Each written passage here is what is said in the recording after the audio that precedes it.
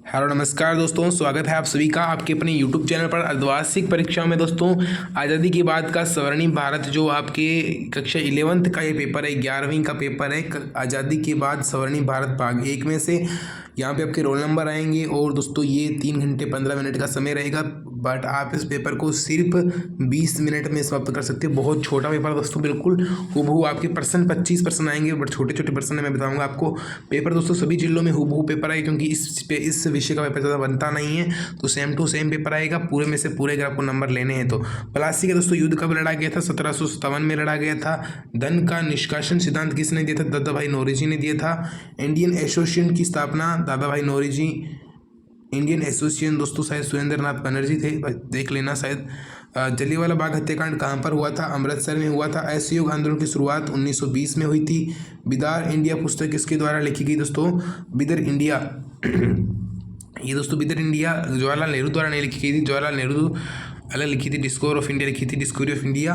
संविधान सभा का प्रथम अधिवेशन कब हुआ था? 9 दिसंबर 1946 को हुआ था। फिर दोस्तों हम देखते हैं कि नौरोजी ने धन निष्कासन को अनिष्ट की संज्ञा दी। जमशेदजी टाटा ने 1911 में लोहे एवं इस्पात उद्योग की शुरुआत की थी। भारतीय राष्ट्रीय कांग्रेस की स्थापना 1885 में हुई थी। गांधी जी ने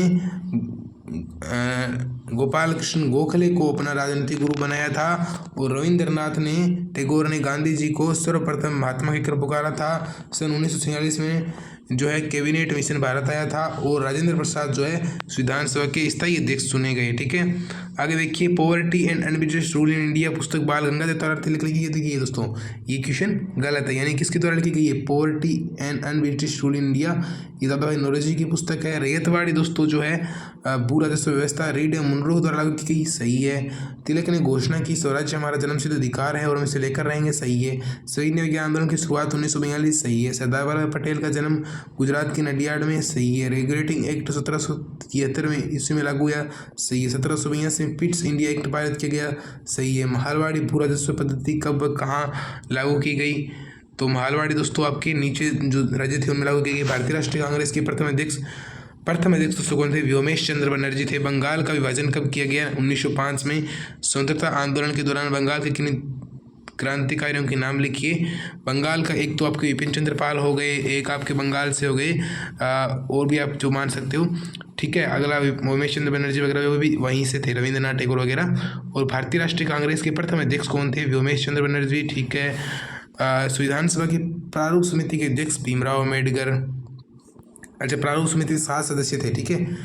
कांग्रेस ने पूर्ण स्वराज्य के प्रस्ताव किस अधिवेशन पास किया? लाहौर अधिवेशन 1929 का। साइमन कमीशन का गठन 1928 में किया गया। धन निष्कासन से लोग क्या समझते हैं? यानी धन, भारत का धन अमेरिका ले जाना, धन का निष्कासन करना। स्थायी बंदोबस्त व्यवस्था क्या थी? यानी इसमें स्थायी कर दिया कि आपके लिए यही फिक्स लगान रहेगा, चाहे फसल कितनी अच्छी हो चाहे बुरी हो। ठीक है। लाहौर षड्यंत्र केस में किन क्रांतिकारियों को फांसी दी गई? भगत सिंह, राजगुरु, सुखदेव को।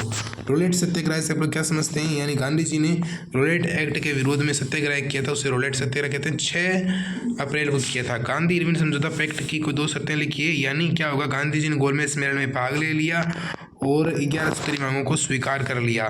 भारतीय छोड़ो आंदोलन के कोई 2 कारण था ये। एक तो सविनय के आंदोलन में सरकार ने मांग नहीं मानी, और एक क्या हुआ, अंग्रेजों ने जो है जो अंग्रेज की ज्यादा दवा हो रही थी। ब्रिटिश काल में भारतीय कृषि पर क्या प्रभाव पड़े? कृषि बहुत ही ब्रिटिश ने भारतीय कृषि को बहुत ही अच्छे मतलब एक तरीके से पूरा खराब कर दिया था। इल्बर्ट बिल विवाद क्या था? अच्छे तरीके से आपको यह ध्यान रखना है। इल्बर्ट बिल विवाद यानी इसमें हुआ था क्या था?